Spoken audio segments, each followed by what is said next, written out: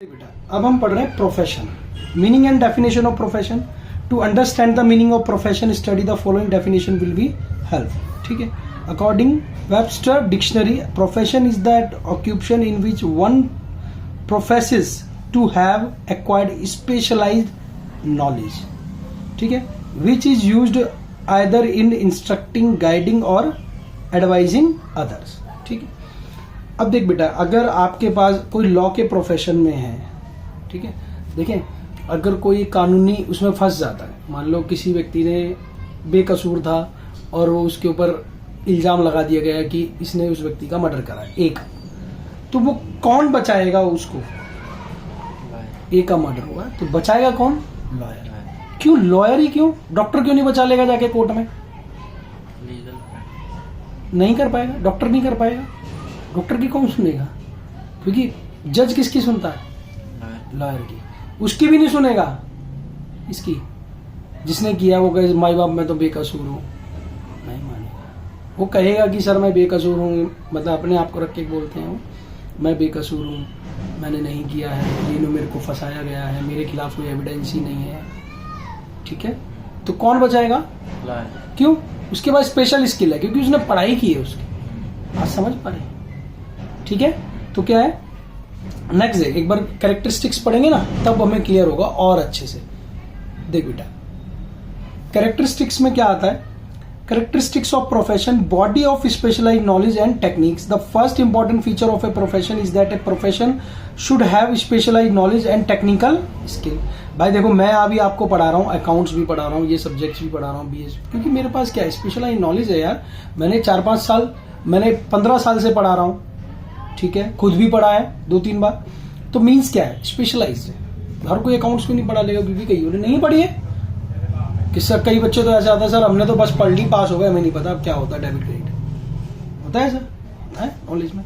ठीक है, an ordinary man can't run a profession, therefore the occupation of an ordinary individual can't be called a profession. ठीक है, the occupation of an ordinary individual can't be called profession नहीं कहेंगे। देखो, formalise method of acquiring training and experience. देखो, जो lawyer होते हैं इनको प्रैक्टिस करनी पड़ती है। सीए के पास जो सीए होते हैं, सीए से पहले वो सीए की पढ़ाई पढ़ते हैं, उसी टाइम पर वो इंटर्नशिप करते हैं। वकील बन रहे होते हैं उससे पहले वो इंटर्नशिप करते हैं, प्रैक्टिस करते हैं, कोर्ट में जाते हैं, थाने में जाते हैं, कि जेलों में जाते हैं, कि किस तरीके का व्यवहार होता है, सारी चीजें। तो क्या है उनके पास? स्पेशलाइज स्किल है। देखें, there should always be a provision for training and experiencing in a profession. It means only that human activity can be called a profession, the knowledge of which is imparted by some institutions. Colleges में क्या पढ़ाया जाता है? Doctors को क्या पढ़ाया जाता है? मुन्ना भाई एमबीबीएस देखिए, वो कहता ना बॉडी, वो कहता मेरे को दिख नहीं रहा, तो बॉडी ला रहे, बॉडी लेकर आता ना उसके पास, किस लिए? पढ़ने के लिए तो लाता है। किसको स्पेशलाइज स्किल मिलेगा कि हाँ यार कहाँ किडनी है, ठीक है ना, तो जब भी तो वो सर्जरी कर पाएगा, जब भी तो कहता है मैं आगे क्या करेगा फिर। तो स्पेशलाइज्ड नॉलेज के लिए आपको प्रैक्टिस करनी पड़ेगी पहले, ठीक है, तो जब भी वो किस में काउंट होगा? आपका प्रोफेशन में। तो देखो, ये जो लास्ट वाला आ रहा है ये इंपॉर्टेंट है। Establishment of representative professional association, Indian medical association, सुना? मेडिकल एसोसिएशन है। जैसे भारत के अंदर यानी बार काउंसिल ऑफ इंडिया, जो किसको रेगुलेट करती है? लॉयर्स को रेगुलेट करती है। ठीक है, इंडियन मेडिकल एसोसिएशन डॉक्टर को रेगुलेट करती है। ठीक है, तो क्या है ये?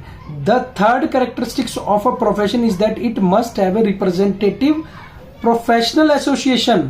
सीए को कौन करती है? आईसीएआई, सुना है आपने? वो रेगुलेट करती है, वही पेपर लेती है, एग्जाम लेती है आपका।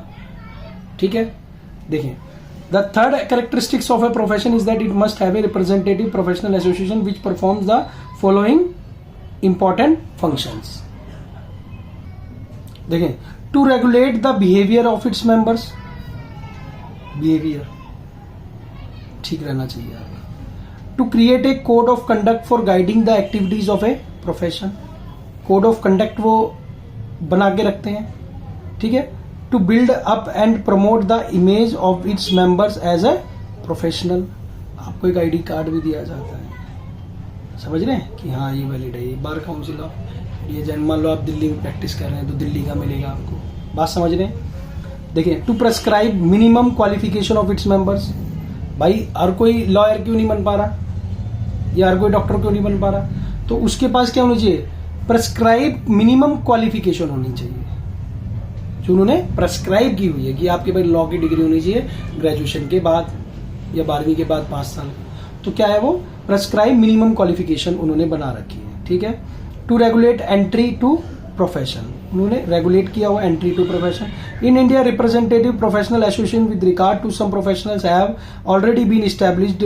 There are representative professional association like bar council of India आ गया for lawyers, medical association of India, ठीक है, और for doctors, institute of chartered accountants of for chartered accountant आ गया चार्टर्ड अकाउंटेंट के लिए। तो क्या है ये रेगुलेट करते हैं। देखो, आप चार्टर्ड अकाउंटेंट हैं, आप क्या करेंगे? किसी गलत खाते नहीं बना देंगे।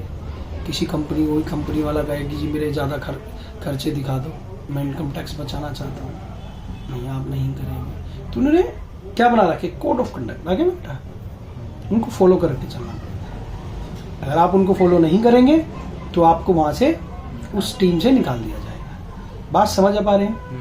Code of conduct. Members of the profession are bound to follow a code of conduct. The code of conduct includes rules connected with the profession.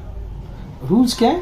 Connect. हाँ, connected with the profession. These rules highlighted the value of honesty, integrity and morality. The code of conduct with respect of the profession like law, medical, chartered accountant, etc. have already been prescribed. ठीक है? Priority of services over economic consideration. Like all other business activities, adopting profession is also a means of earning money, under which on the basis of a specialized knowledge one gets some proper remuneration for services of society. That is why professionals are respected in the societies. Doctors का आदर किया जाता है, वकीलों का आदर किया जाता है, ठीक है। For example, a doctor follow his profession for his living, but social service happens to be his chief objective. उसका ऑब्जेक्टिव क्या होना चाहिए? सोशल सर्विस भी उसका ऑब्जेक्टिव होना चाहिए। वो गरीब हो, आ जाओ भाई।